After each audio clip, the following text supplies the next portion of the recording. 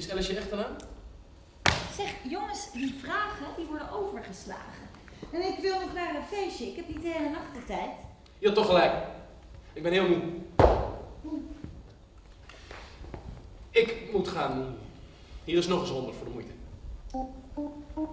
Slapend rijk. Maar jammer is het wel. Ik speel de rol van dokter Hofman.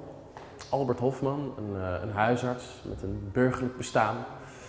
En zijn vrouw zegt op een avond tegen hem dat zij fantaseert over seks met een andere man.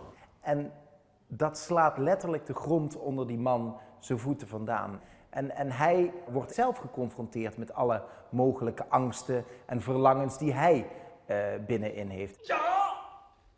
Seks! Ja, seks! Oh, seks! Oh, seks! Supermoderne seks! Seks zoals je alleen in de hele dure porno ziet! Stuur me het adres. Ja? Stuur me het adres zodra je het hebt.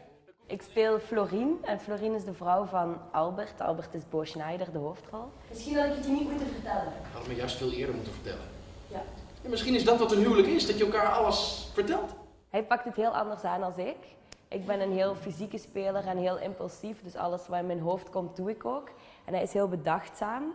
En dat is tof om van te leren. Oké, voor het lied klaar. Iets paf en vlieg hem de zaal in. Kun je ook af en toe zo incasseren. Dat is net zo hard voor jezelf, maar dan mag ik een beetje meekijken in je kop. Ik denk dat we zeker iets aan het maken zijn wat veel mensen mooi zullen vinden. Ik sta er 100% achter en het is gewoon een ander stuk dan anders. Nee, alsjeblieft, uw kostuum. Morgen terugbrengen. Wat? Weg, jij! En het is gewoon razendspannend. Wat gaat het publiek ervan vinden? Wat gaat je er zelf van vinden? Want dat is, je weet nog niet welke vorm het heeft. Dus heel spannend.